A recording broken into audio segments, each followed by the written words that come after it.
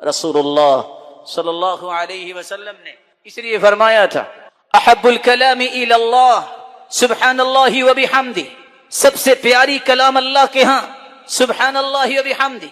और अल्लाह के रसूल ने फरमाया था, मन क़ाल सुब्हानल्लाहि व बिहम्दी मिअत मर्रा हुत्तत अन्हु खतायाहु व इन कानत मिस्ल ज़बदिल बहर, 100 मरतबा जो सुब्हानल्लाहि व बिहम्दी कह दे, अल्लाह को इतना पसंद आता है, अगर समंदर की झाग जितने भी गुनाह हों तो अल्लाह उसके गुनाहों को मुआफ कर देते हैं। रसूलुल्लाह सल्लल्लाहु अलैहि वसल्लम ने फरमाया था, मन हालहु लैलु अन युकबिदहु वजबन अनिल अदुव्वि अन युकातिलहु औ बखिल अन मालिहि फयुनफिकहु, जो रात को तहज्जुद नहीं पढ़ सकता, माल खर्च नहीं कर सकता, दुश्मन से जिहाद नहीं कर सकता, फलयुक्सिर, उसको चाहिए ये कलिमा पढ़ ले, सुब्हानल्लाहि व बिहम्दी फइन्नहा अहब्बु इलल्लाह मिन जबल ज़हब युनफिकुहु फी सबीलिल्लाह, पहाड़ जितना सोना भी अल्लाह की राह में दे देगा, अल्लाह को ये कलिमा उससे भी प्यारा है। और सैयदना नूह अलैहिस्सलातु वस्सलाम ने अपने बेटे को ये वसीयत की थी, बेटा 2 कलिमे न छोड़ना, ला इलाहा इल्लल्लाह और दूसरा कलिमा सुब्हानल्लाहि व बिहम्दी फइन्नहा सलातु कुल्ली शै व बिहा युरज़क़ु कुल्लु शै। ये कलिमा इतना मुबारक है, अल्लाह ने कायनात की हर चीज के लिए इसको नमाज बना दिया है, अपनी मखलूक के लिए, और अल्लाह हर एक को रिज़्क अता करते हैं तो इसी कलिमे की वजह से। अबू उमामा अल-बाहिली रज़ियल्लाहु तआला अन्हु फरमाते हैं, रआनी नबी सल्लल्लाहु अलैहि वसल्लम व अना उहर्रिकु शफ़तैय, आप सल्लल्लाहु अलैहि वसल्लम ने मुझे देखा कि मैं जब बैठा होता तो मेरे होंठ हरकत करते। पूछा, या अबा उमामा बिअय्यि शैइन तुहर्रिकु शफ़तैक, ये आपकी होंठ हरकत करते मुझे नजर आते हैं, क्या पढ़ते हो? क़ाल अज़्कुरुल्लाह, अल्लाह के रसूल आपने तो फरमाया था कि निजात मिलती उसको है दुनिया की मुसीबतों और दुखों और गमों से, और इसी तरह कब्र और हशर से जो कसरत से जिक्र करता है। फरमाया, अला उख़बिरुका बिअक्सर बिअफ़ज़ल मिन ज़िक्रिका बिल्लैल वन्नहार, अबू उमामा तुम 24 घंटे जिक्र करते रहो दिन और रात, इससे भी अच्छा और इससे भी अफजल जिक्र जो 24 घंटों के अज़कार से भी ज्यादा अजर का बाइस है, ज्यादा अफजल है, मैं तुम्हें ना बता दूं? कहा, अल्लाह के रसूल और क्या चाहिए? तो आप सल्लल्लाहु अलैहि वसल्लम ने फरमाया, तुम अगर 24 घंटे मुसलसल जिक्र से बेहतर जिक्र चाहते हो तो तुम ये कलिमा कह दिया करो, सुब्हानल्लाहि अदद मा खलक, सुब्हानल्लाहि मिल्अ मा खलक, सुब्हानल्लाहि अदद मा फिल अर्द, सुब्हानल्लाहि अदद मा खलक, सुब्हानल्लाहि मिल्अ मा खलक, सुब्हानल्लाहि अदद मा फिल अर्द, सुब्हानल्लाहि मिल्अ मा फिल अर्द वस्समा, सुब्हानल्लाहि मा अहसा किताबह, सुब्हानल्लाहि मिल्अ मा अहसा किताबह, सुब्हानल्लाहि अदद कुल्ली शै, सुब्हानल्लाहि मिल्अ कुल्ली शै। ये 4 कलिमात तुम पढ़ लो, अजर उतना ही मिलेगा कि 24 घंटे तुम अल्लाह के जिक्र ही करते रहे। रसूल अकरम सल्लल्लाहु अलैहि वसल्लम ने दुआ करने का तरीका भी सिखाया है, मैं जरा इख्तिसार से पेश की लेता हूँ। सबसे पहला अदब यह है, वैसे तो आप चलते फिरते भी दुआ कर सकते हैं, दिल में भी दुआ कर सकते हैं, लेकिन अगर आप बाकायदा दुआ करना चाहते हैं, बावुज़ू हो जाइए, बावुज़ू हो के आप किबला रुख हो के बैठ जाइए, अपने हाथों को उठा लीजिए, हाथों को उठाने के बाद अल्लाह ज़ुल जलाल की कसरत से तारीफ कीजिए, और अल्लाह ज़ुल जलाल की कसरत से तारीफ करने के साथ साथ अपने गुनाहों का इत्तराफ कीजिए, इकरार कीजिए, अल्लाह मैं मानता हूं मुझसे गलती हो गई, चाहते ना चाहते। इन्नल अब्द इज़ा तरफ सुम्मा ताब ताबल्लाहु अलैहि, अल्लाह के सामने जो एतराफ कर लेता है अल्लाह ज़ुल जलाल उसे माफ कर देते। फिर उन कलिमात को तलाश करो जो कलिमात अल्लाह के रसूल ने सिखाए हैं, जिनको इसमें आज़म कहते हैं, اسم اعظم کے ساتھ کی گئی دعا رد نہیں ہوتی۔ وہ کون سے کلمات ہیں اسم اعظم کے؟ اللہم انی اسألک بأنی اشہدک انک لا الہ الا انت الاحد الصمد الذي لم يلد ولم يولد ولم يكن له كفوا احد، یہ بھی اسم اعظم۔ دوسرا اسم اعظم اللہم لا الہ الا انت المنان بدیع السماوات والارض یا ذا الجلال والاکرام، یہ بھی اسم اعظم۔ پہلی ابو داود کی روایت اور یہ جامع ترمذی کی۔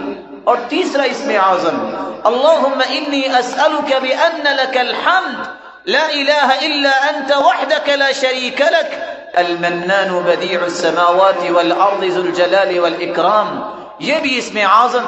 یہ سنن ابن ماجہ کی روایت۔ اور سب سے آسان اگر یہ یاد نہیں ہو رہا وَإِلَٰهُكُمْ إِلَٰهٌ وَاحِدٌ لَا إِلَٰهَ إِلَّا هُوَ الرَّحْمَٰنُ الرَّحِيمُ، یہ بھی اسم اعظم۔ اگر آپ کو یہ بھی مشکل لگتا ہے الف لام میم اللہ لا الہ الا هو الحی القیوم، ان پانچوں اسم اعظم میں سے کوئی کلمہ ضرور اختیار کرے۔ اس کے بعد پھر رسول اللہ صلی اللہ علیہ وسلم پہ درود بھیجے، اور درود بھیجنے کے بعد سب سے پہلے اپنے لیے دعا کریں۔ دعا کرتے وقت ایک بات کو 3 مرتبہ ضرور کہیں۔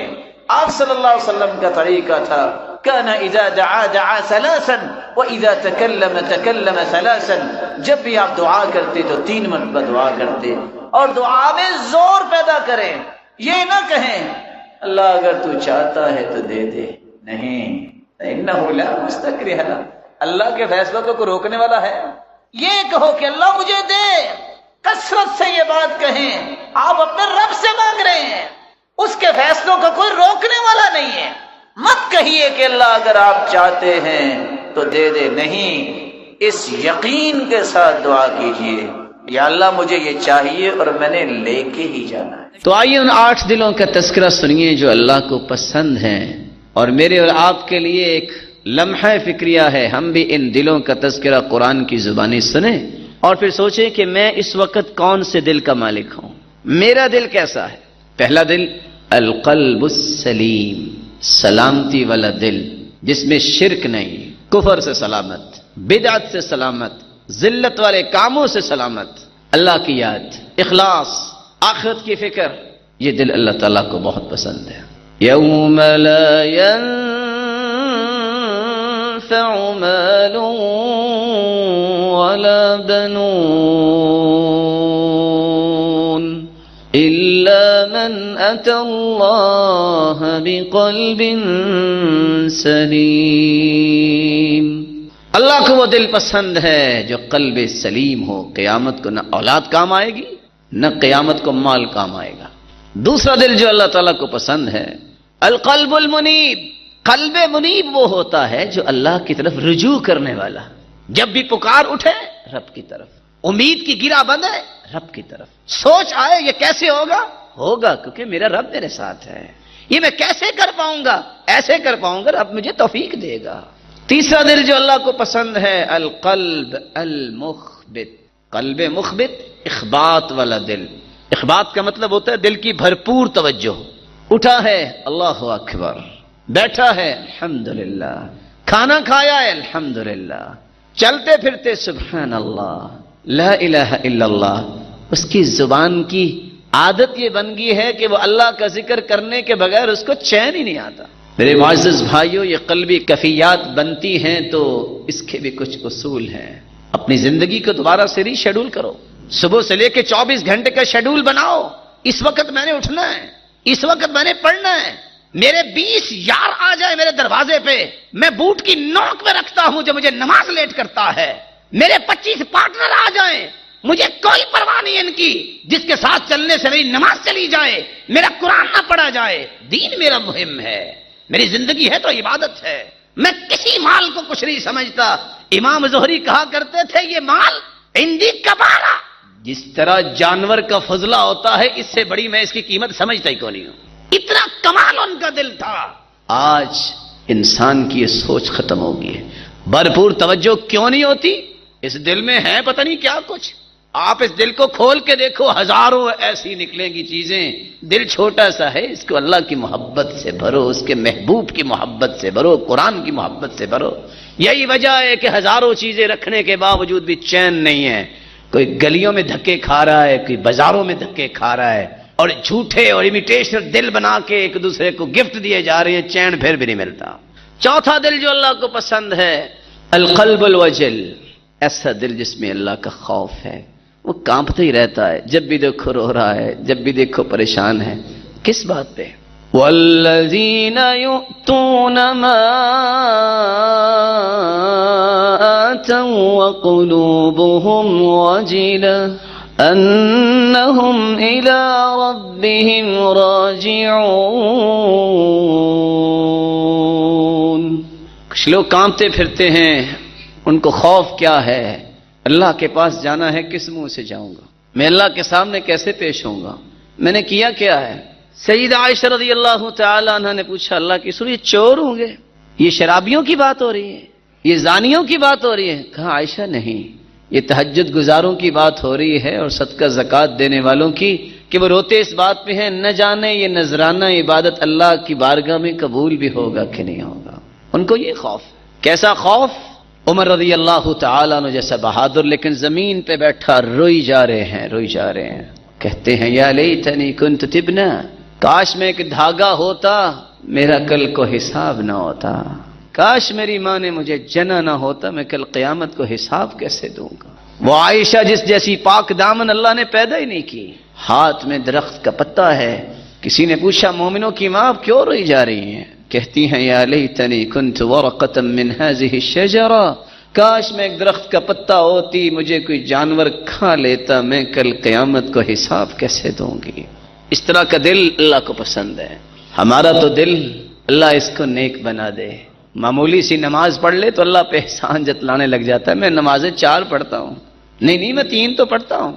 ارے اللہ کے بندے 4 پڑھو گے پھر بھی فائدہ تمہیں کیا ہوگا جب تک 5 نہیں پڑھو گے. ایک نماز چھوڑو گے 6,500 سال جہنم میں جلنا پڑے گا. کہاں کی ایمانی رہ گئی ہے. 5واں دل جو اللہ تعالیٰ کو پسند ہے، القلب التقی، متقی دل. متقی دل وہ ہوتا ہے جس کے دل میں اللہ کی نشانیوں کی قدر ہوتی ہے، اللہ کی نشانیوں کی عظمت ہوتی ہے. وَمَن يُعَظِّمْ شَعَائِرَ اللَّهِ فَإِنَّهَا مِن تَقْوَى الْقُلُوبِ.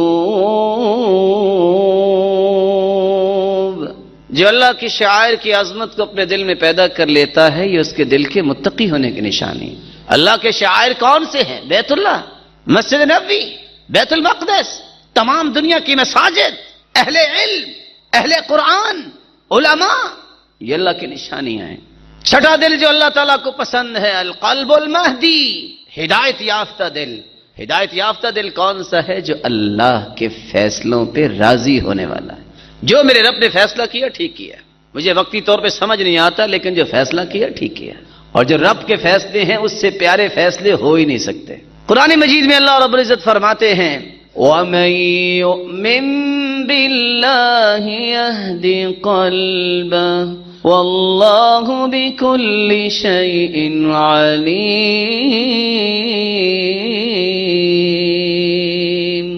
جس کے دل میں ایمان آ جاتا ہے، ہدایت آ جاتی ہے، اللہ تعالیٰ اس کے دل کو ایسی ہدایت دیتے ہیں اس اطمینان کی وجہ سے، اور وہ ہر چیز کو جانتا ہے، پھر اس کا دل ڈھولتا نہیں ہے. 7واں دل جو اللہ تعالیٰ کو پسند ہے، القلب المطمئن، اطمینان والا دل. کیسا اطمینان والا دل؟ جس کے دل میں اطمینان پیدا ہوتا ہے توحید سے، قرآن سے، ذکر سے، عبادت سے، کسی کے ساتھ نیکی کرنے سے، خیر خواہی سے، ہمدردی سے، ہر وقت نیکی کے لیے سوچتے رہنے سے. یہ اس کی قلبی کیفیت ہے. اس کو چین کھانے سے نہیں آتا، اس کو چین موسیقی سننے سے نہیں آتا. وہ کانوں کی توہین سمجھتا ہے. میرے اتنے پیارے کان جس میں قرآن جاتا ہے وہاں موسیقی جائے. الذین آمنوا وتطمئن قلوبهم بذکر اللہ الا بذکر بذکر اللہ تطمئن القلوب. مومنوں کے دلوں کو تو سکون اور چین ملتا ہے تو اللہ کے ذکر سے ملتا ہے. اللہ کا ذکر ہو تو چین آئے گا. اس دل کے اندر اگر سکون چاہیے تو اللہ کا ذکر کرو. 8واں اور پسندیدہ دل جو اللہ تعالیٰ کو پسند ہے وہ ہے القلب الحی، زندہ دل. ارے مردہ دل بھی کو ہوتا ہے؟ جی مردہ بھی ہوتا ہے. ایک زندہ دل ہے، ایک مردہ دل ہے. مردہ اللہ کو پسند نہیں ہے اور زندہ دل اللہ تعالیٰ کو پسند ہے. کون سا ہے زندہ دل؟ ان فی ذلک لذکری لمن کان له قلب او القى السمع وهو شہید.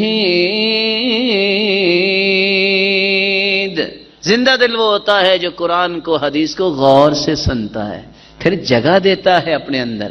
اٹھنے سے پہلے یہ پلاننگ کر لیتا ہے کہ میں نے یہ کام کرنا ہے. اور مردہ دل کون سا ہے؟ کبھی کبھی منافق بھی اللہ کے رسول کی مجلس میں آ جایا کرتے، بیٹھے رہتے سوچ کسی اور طرف. جب مجلس ختم ہوتی، کیونکہ نام ہی لگوانا ہوتا تھا نا، ہم بھی آئے ہیں، جاتے کیا کہتے؟ سورۃ محمد میں اللہ رب العزت فرماتے ہیں صلی اللہ علیہ وسلم، وہ جاتے کیا کہتے؟ ماذا قال آنفا، محمد ابھی کیا کہہ رہے تھے؟ سنا ہی نہیں. قرآن و حدیث کو غور سے سننا، سمجھنا، دل میں جگہ دینا اور اس کے مطابق عمل کرنے کی پلاننگ کرنا، یہ زندہ دل ہے. اللہ ہمیں ان 8 دلوں کی کیفیات نصیب فرما دے. رسول اکرم صلی اللہ علیہ وآلہ وسلم نے صحابہ کرام کو جو اس زاویے میں رہنمائی اور تربیت دی ہے وہ میرے اور آپ کے لیے بہت ضروری ہے. مجھے اور آپ کو یہ سمجھنا چاہیے کہ بیماری یا انسان کو کوئی دکھ اور غم آتا ہے، اس کا مقصد کیا ہوتا ہے. اللہ عز وجل اپنے بندوں سے اس قدر محبت کرتے ہیں کہ جو اللہ عز وجل کے دین کو ماننے والے ہیں، اللہ عز وجل انہیں تنبیہ کرتے ہیں کہ ابھی ضرورت ہے کہ تم اپنے رب کی نعمتوں کا اور شکر ادا کرو. ضرورت ہے کہ تم اللہ عز وجل کے دین کی سربلندی کے لیے اور صلاحیتیں لگاؤ. اس لیے اللہ عز وجل فرماتے ہیں وَلَنَبْلُوَنَّكُمْ بِشَيْءٍ مِّنَ الْخَوْفِ وَالْجُوعِ وَنَقْصٍ مِّنَ الْأَمْوَالِ وَالْأَنفُسِ وَالثَّمَرَاتِ وَبَشِّرِ الصَّابِرِينَ. ہم تمہیں آزمائیں گے، کبھی خوف دے کر، کبھی بھوک دے کر، کبھی تمہارے مال و دولت میں کمی کر کے، کبھی تمہاری افرادی قوت میں کمی کر کے، کبھی پھلوں میں کمی کر کے. لیکن یہ ایک آزمائش ہی ہوگی. وہاں خوشخبری بھی سنا دی جو ان ساری آزمائشوں کے باوجود بہادری کے ساتھ، خاموشی کے ساتھ وہ وقت گزارتا ہے. اللہ عز وجل نے اس کے لیے بہت ساری خوشخبریاں رکھی. وَبَلَوْنَاهُمْ بِالْحَسَنَاتِ وَالسَّيِّئَاتِ لَعَلَّهُمْ يَرْجِعُونَ. اللہ عز وجل فرماتے ہم نیکیوں کے ساتھ بھی آزماتے ہیں، برائیوں کے ساتھ بھی. اور مقصد کیا ہوتا ہے؟ پلٹ آؤ، آ جاؤ پلٹ کے اپنے رب کی طرف. رسول اکرم صلی اللہ علیہ وآلہ وسلم نے ایک دوسرا سبب بھی بیان کیا ہے. یہ حکمت اور مقصد ہے. ما يصيب المسلم من نصب ولا وصب ولا هم ولا حزن ولا أذى ولا غم حتى الشوكة يشاكها إلا كفر الله بها من خطاياه ولا سقم. انسان کو کوئی بھی بیماری لاحق ہو، غم لاحق ہو، فکر لاحق ہو، کوئی تکلیف پہنچے یا اس کے پاؤں میں کانٹا چھپ جائے، اگر اس پر بھی صبر کرتا ہے تو رب تعالیٰ اس کے گناہوں کا اس بیماری اور تکلیف کو کفارہ بنا دیتے. رسول اللہ صلی اللہ علیہ وآلہ وسلم نے ایک تیسری حکمت بیان کی ہے. سنن نبی داود کی روایت ہے ان العبد اذا سبقت له من الله المنزلة لم يبلغها بعمله ابتلاه الله في جسده او في ماله او في ولده ثم صبره على ذلك حتى يبلغه المنزلة التي سبقت له من الله سبحانه وتعالى. اللہ عز وجل جب اپنے کسی بھی بندے کو ایک بلند مقام عطا کرنا چاہتے ہیں اور اللہ نے لکھ دیا کہ اس کو بلند مقام نصیب ہوگا، ثم لم يبلغها بعمله، لیکن اس کے عمل میں کوتاہی ہوتی ہے، اتنے اعمال نہیں کرتا جتنے اعمال اسے کرنے چاہیے. ابتلاہ اللہ فی جسدی او فی مالی او فی ولدی. تو 3 طرح کی آزمائشیں اللہ عز وجل دیتے ہیں. اس کے جسم میں کوئی پریشانی آ جاتی ہے، اس کو مالی پریشانی کا سامنا ہوتا ہے، اس کو اولاد کی پریشانی کا سامنا ہوتا ہے، ثم صبرہ علی ذلک، اس کو کوئی معمولی سی بیماری بھی آئے اس پہ بھی وہ صبر کرتا ہے، مالی پریشانی آئے اس پہ بھی صبر کرتا ہے، اور اپنی اولاد کی پریشانی پر بھی صبر کی توفیق اللہ ذو الجلال سے عطا کرتے ہیں۔ کب تک؟ حتی یبلغہ المنزلہ التي سبقت له من اللہ سبحانہ وتعالی، یہاں تک کہ اللہ ذو الجلال اس بلند درجے اور مقام تک اسے پہنچا دیتے ہیں اس صبر کی وجہ سے۔ یہاں یہ دوسری بات بھی سمجھنا ضروری ہے، جہاں اللہ ذو الجلال نے کسی بھی بیماری میں حکمتیں رکھی ہیں، وہاں مومن کی بیماری کے ایک نہیں 10 فوائد ہیں۔ سب سے پہلا فائدہ یہ ہے، من یرید اللہ بہ خیرا یصب منہ، صحیح بخاری کی روایت ہے، اللہ ذو الجلال جب کسی کے ساتھ خیر اور بھلائی کا ارادہ کرتے ہیں تو اسے کسی آزمائش میں مبتلا کرتے ہیں۔ بندہ مومن جس کو اللہ نے ایمان کی دولت سے نوازا ہوتا ہے، وہ اللہ کے ہر فیصلے کو اپنی عقل سے زیادہ پیار کرتا ہے۔ دیکھیے سعد رضی اللہ تعالی عنہ، جن کی دعا کو اللہ ذو الجلال رد نہیں کرتے تھے، جب آخری عمر میں ان کی آنکھیں، ان کی روشنی ختم ہو گئی تو لوگ کہتے تھے دعا کرو، وہ کہتے تھے قدر اللہ خیر من بصری، میرے رب کا فیصلہ مجھے میری آنکھوں سے زیادہ اچھا لگتا ہے۔ رسول اللہ صلی اللہ علیہ وآلہ وسلم نے اس لیے فرمایا کہ جب انسان کے ساتھ اللہ ذو الجلال خیر اور بھلائی کا ارادہ کرتے ہیں تو پھر اسے کوئی چھوٹی آزمائش میں مبتلا کرتے ہیں، اور یہ اللہ ذو الجلال کی محبت کا ایک اظہار ہے کہ اللہ ذو الجلال اس سے پیار کرتے ہیں اور اسے اپنے اور قریب کرنا چاہتے ہیں۔ اللہ ذو الجلال کی محبت کی نشانی ہے، ان اللہ اذا احب قوما ابتلاهم، اللہ جس قوم سے محبت کرتے ہیں انہیں آزماتے ہیں۔ فمن صبر فلہ الصبر ومن جزع فلہ الجزع، جو صبر کرتا ہے اسے صبر کے ثمرات نصیب ہوں گے، اور جو رونا دھونا کرتا ہے، جزا فضا کرتا ہے، اس کے حصے میں صرف رونا دھونا ہی آتا ہے۔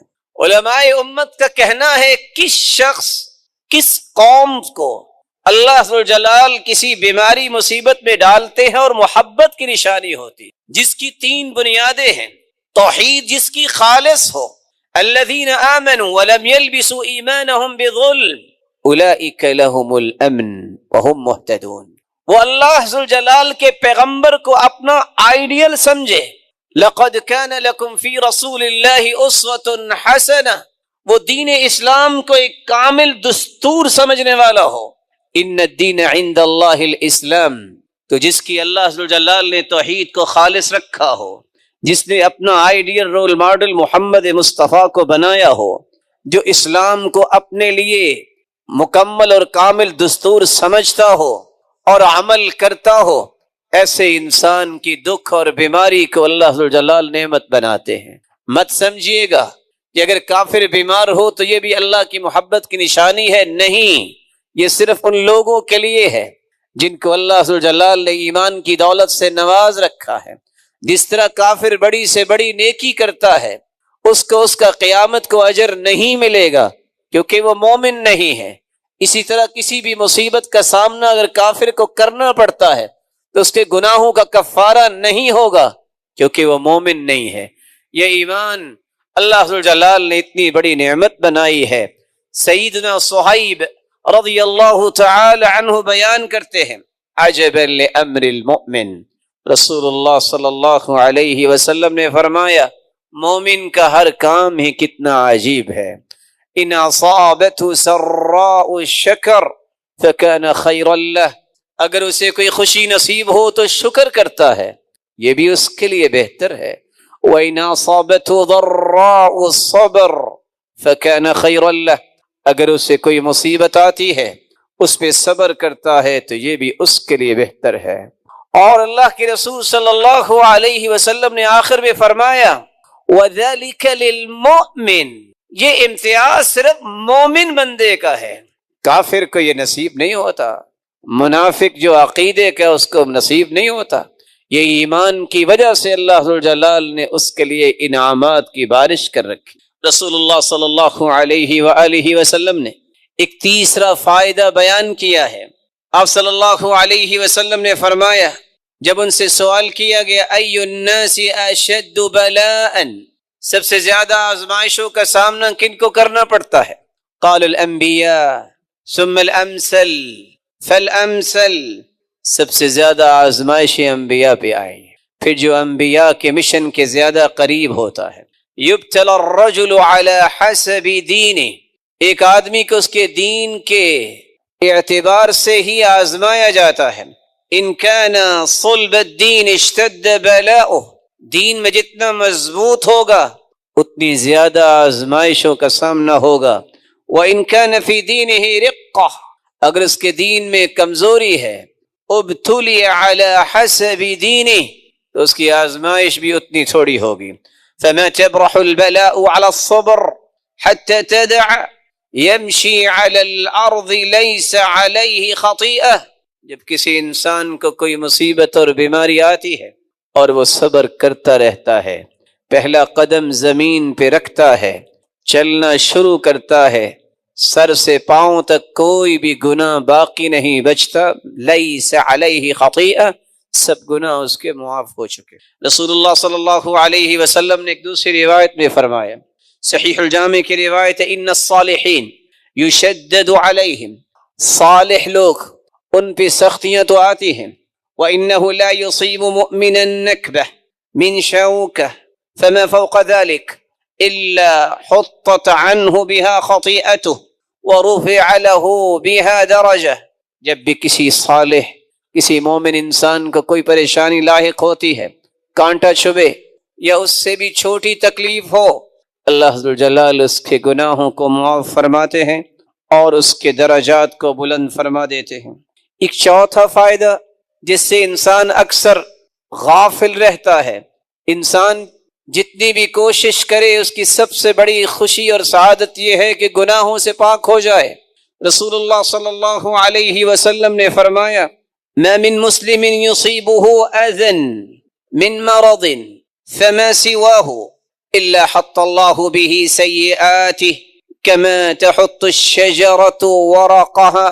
صحیح بخاری اور مسلم کی روایت ہے، جب بھی کسی مسلمان کو بیماری لاحق ہو یا کوئی اور تکلیف ہو، الا حط اللہ به سیئاته، اللہ عز و جلال اس کے گناہوں کو گرا دیتے ہیں. كما تحط الشجرة ورقها، جس طرح موسم خزاں میں درخت اپنے پتے جھاڑ دیتے ہیں، اسی طرح اس کے گناہوں کو ختم کر دیا جاتا ہے. رسول اللہ صلی اللہ علیہ وسلم کے پاس صحابی عبداللہ ابن مسعود رضی اللہ تعالی عنہ تشریف لاتے ہیں، صحیح بخاری اور مسلم کی روایت ہے، فرماتے ہیں وَهُوَ يُوعَكْ، اللہ کے رسول صلی اللہ علیہ وسلم بخار کی حالت میں ہیں. فَمَسَسْتُهُ بِيَدِي، میں نے اپنے ہاتھ سے آپ کا جسد اطہر اس کو چھوہا، پھر میں کہنے لگا اِنَّكَ لَتُوعَكُ وَعْكًا شَدِيدًا، اللہ کے رسول آپ تو سخت بخار میں مبتلا ہیں. فقال النبی صلی اللہ علیہ وسلم اجل، آپ نے فرمایا جی ہاں، انی اوعک کما یوعک رجلان منکم، تم میں سے اگر کسی دو صحابیوں کو بخار ہو تو مجھے اس کے برابر ایک کو بخار ہوتا ہے، آپ کا بخار دو لوگوں کے برابر.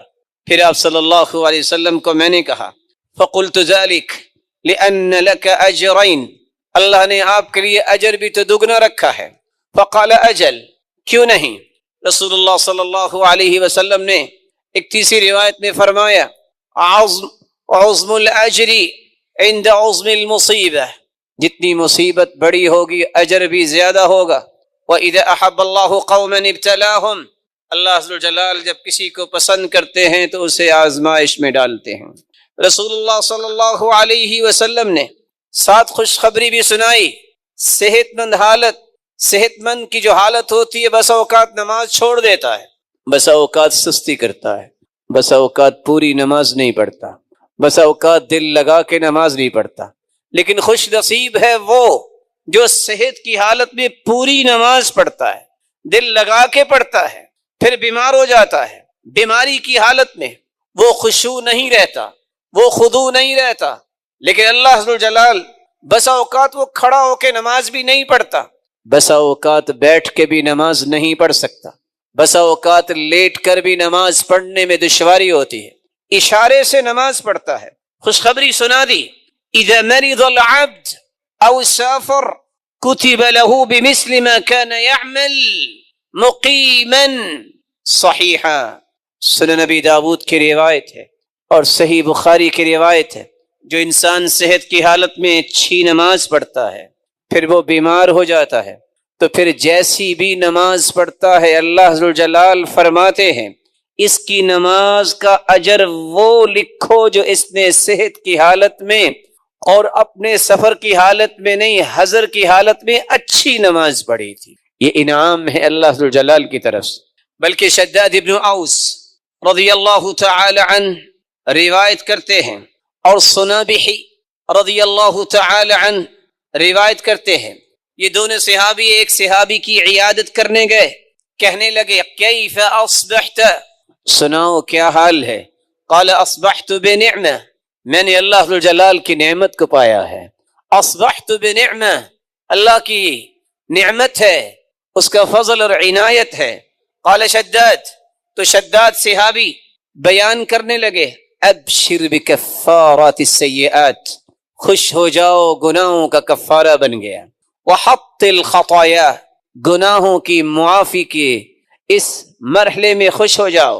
فإنی سمعت رسول اللہ صلی اللہ علیہ وسلم، میں نے اللہ کے رسول صلی اللہ علیہ وسلم سے سنا تھا، ان اللہ عز وجل یقول، اللہ جلال فرماتے ہیں اذا انا ابتلیت عبدا من عبادی مؤمنا، جب میں کسی مومن بندے کو آزمائش میں ڈالتا ہوں، فحمدنی علی ما ابتلیتہ، اور وہ پھر بھی میری تعریف ہی کرتا ہے، الحمدللہ کہتا ہے، العافیہ کہتا ہے، شکر بجا لاتا ہے، حالانکہ میں نے اسے آزمائش میں ڈالا ہے، فاجروا له ما کنتم تجرون له وهو صحیح، میرے فرشتوں انا قیدت عبدی، میں نے ہی یہ بیماری کی زنجیریں ڈالی ہیں، لیکن سنو، جو پہلے عمل کر رہا تھا، جو اجر اس وقت لکھتے تھے اب بھی اجر وہی لکھنا ہے جو تم پہلے لکھا کرتے تھے۔ بلکہ رسول اللہ صلی اللہ علیہ وسلم نے تو یہاں تک خوشخبری سنائی بیماری کی حالت میں